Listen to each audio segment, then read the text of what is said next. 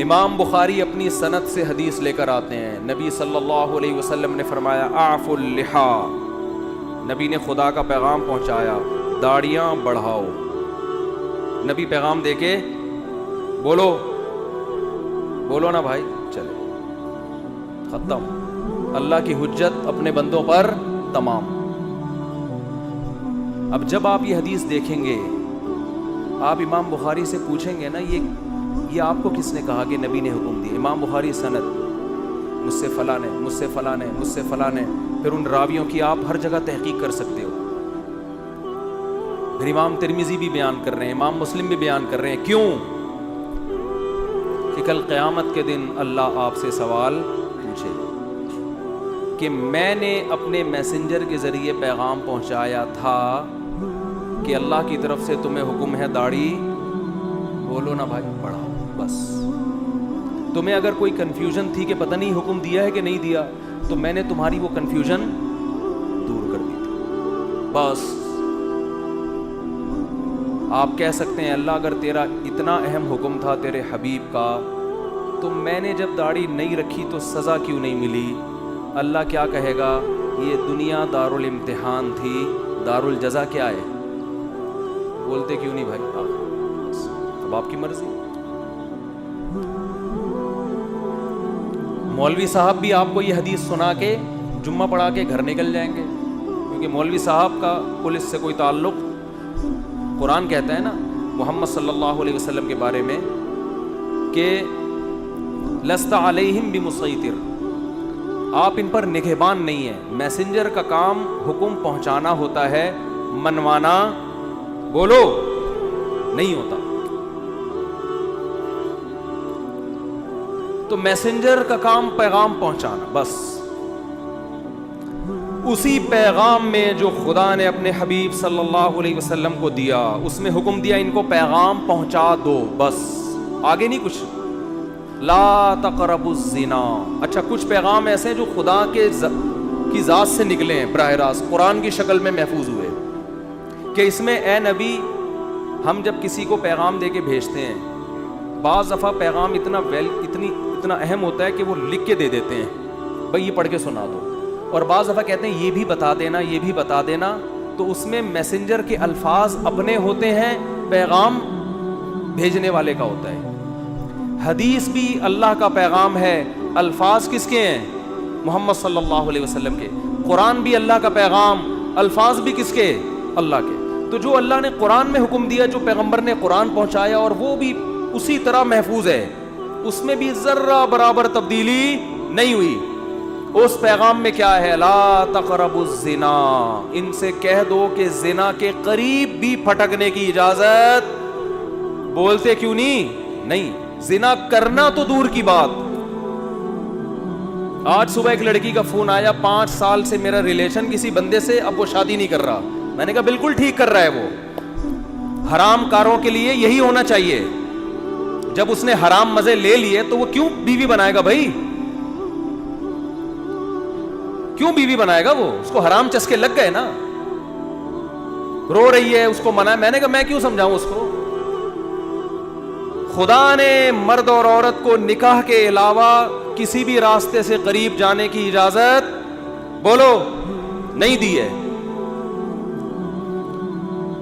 محمد صلی اللہ علیہ وسلم جو گاڈ کا پیغام لے کر آئے، دیکھو غیر مسلم زنا کر سکتا ہے، کرے، وہ کہہ رہا ہے میں نہیں مانتا محمد صلی اللہ علیہ وسلم کو، اس پہ خدا خود ہی نمٹ لے گا قیامت کے دن۔ مسلمان کے پاس نبی کے حکم کے سامنے نو کا آپشن نہیں ہے۔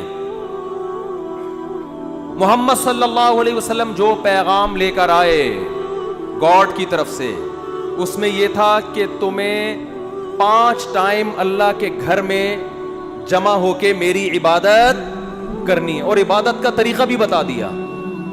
اس میں فجر کی نماز بھی، ظہر کی نماز بھی، عصر بھی، مغرب بھی اور عشاء بھی۔ آپ نماز کے لیے آ جائیں، آپ کی مرضی، نہ آئیں، کوئی مولانا صاحب پولیس لے کے آپ کے گھر نہیں پہنچیں گے۔ اس سے اس خوش فہمی میں نہ رہے کہ نماز آپشنل ہے، نہ نہ نہ نہ نہ۔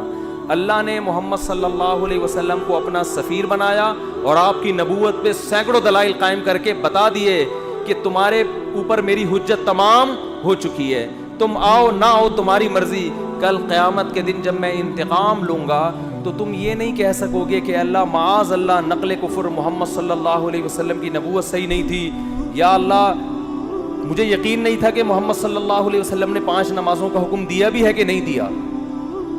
تو یہ حجت اللہ کی بندوں پہ تمام ہو چکی ہے. اللہ نے محمد صلی اللہ علیہ وسلم پر جو کلام نازل کر کے ہم تک پہنچایا, اور محمد صلی اللہ علیہ وسلم کے ذریعے جو بندوں کو اپنا میسج پہنچایا, اس میسج میں شراب لیگل ہے یا انلیگل ہے؟ بولو انلیگل. آپ کو شراب کے قریب جانے کی اجازت نہیں ہے. خدا نے جو اپنا پیغام محمد صلی اللہ علیہ وسلم کے ذریعے ہم تک پہنچایا, اور پوری سندوں کے ساتھ, اور قرآن تو سند کا محتاج ہی نہیں ہے, اس قرآن میں ہمیں حکم دیا گیا کہ بہن کی وراثت آپ کو کھانے کی اجازت. بولتے کیوں نہیں؟ بعض گاؤں دیہاتوں میں بیان کرتا ہوں نا, لوگ بڑے خوش ہو رہے ہوتے ہیں. جہاں بہن کی وراثت کی بات ہے, میں دیکھ رہا ہوتا ہوں لوگوں کے چہرے کی ہوائیاں اڑ, ایک نعرہ آتا ہے ماشاءاللہ ماشاءاللہ, لگ رہا ہوتا ہے اس کے ابا بھی مرے ہی نہیں ہیں. بہت سے دیہاتی علاقوں میں پوری زمینیں کھا جاتے ہیں, بہنوں کو بولو نہیں دے. ہمارے نبی نے جو ہمیں پیغام پہنچایا نا خدا کا, اس پیغام میں یہ بھی ہے کہ باپ کے مرنے کے بعد بڑا بھائی چھوٹے بھائی کی وراثت بولو نا نہیں کھا سکتا, اور باپ کے کاروبار پہ قبضہ نہیں کر سکتا, چاہے وہ باپ کی زندگی میں وہ کاروبار خود ہی چلا رہا ہو. یہ غریبی ہے. ابا کی زندگی میں جو ابا کے کاروبار کو پروموٹ کرتے ہو, یہ ابا کی خدمت کہلائے گی. اس کی وجہ سے آپ کی کاروبار میں شرکت نہیں ہوگی. وراثت میں سب کو دینا پڑے گا. آپ یہ نہیں کہہ سکتے میں نے یہ گٹکے کی دکان کو یہاں تک پہنچایا ہے, تو اپنی دکان پہنچاتے ہیں نا, ابا کی پہنچاؤ گے تو ابا کا کاروبار بڑھ رہا ہے, اس میں ثواب ملے گا. لوگ آتے ہیں کہ ایک صاحب کہنے لگے میں نے ابا کے کاروبار کو یہاں سے اٹھا کے وہاں پہنچایا, مجھے ابا کے بعد کیا ملے گا؟ میں نے کہا ثواب ملے گا, اس پہ آپ بہت زیادہ ملے گا. صرف ثواب, میں نے کہا بہت زیادہ ثواب ملے گا, اس کے علاوہ کچھ بھی نہیں ملے گا. یہ ابا کا بزنس ہے بھائی. ابا کی گائے آپ خدمت کر کے, یہ جمعے کے بعد اعلان کروں گا, ابا کی گائے کی خدمت کر کے اس کے 2 بچے ہو گئے گائے کے, تو یہ کس کے بچے کہلائیں گے؟ گائے کے بچے. اور گائے کس کی ہے؟ ابا کی. تو ابا کی ہوں گے نا, آپ کے تھوڑی ہو جائیں گے. یہ بڑھوتری جب ہوتی ہے تو جس کی چیز ہو اسی میں بڑھوتری ہوگی نا. آپ وسیم بھائی کو کھلا کے آپ نے ڈبل کر دیا وسیم بھائی, تو وہ وسیم بھائی آدھے آپ کے تھوڑی ہو جائیں گے کہ جی میرے کھلائے ہوئے کی وجہ سے ڈبل ہو گئے, لہذا آدھے میرے آدھے آپ اپنے ہیں. بھائی جس چیز میں گروتھ ہوتی ہے تو وہ وہی چیز کہلاتی ہے. سمجھتے ہو؟ سمجھتے سب ہیں.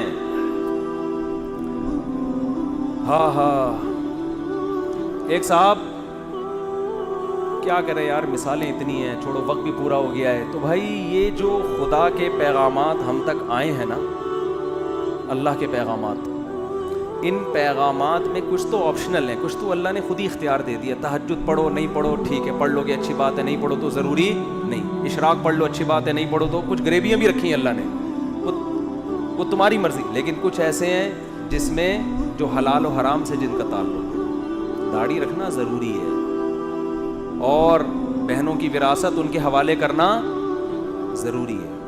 بڑے بھائی کے لیے چھوٹے یتیم بچوں کا مال, بلکہ جو حمل ہے نا ماں کے پیٹ میں, اس کا بھی وراثت میں اتنا ہی حصہ ہے جتنا زندوں کا اور بڑوں کا حصہ ہے. ایک دن کے حمل کا وہی حصہ ہے جو بال بچوں والے آدمی کا حصہ ہے. اس حمل کو بھی ماں کو گرانے کی اجازت نہیں ہے.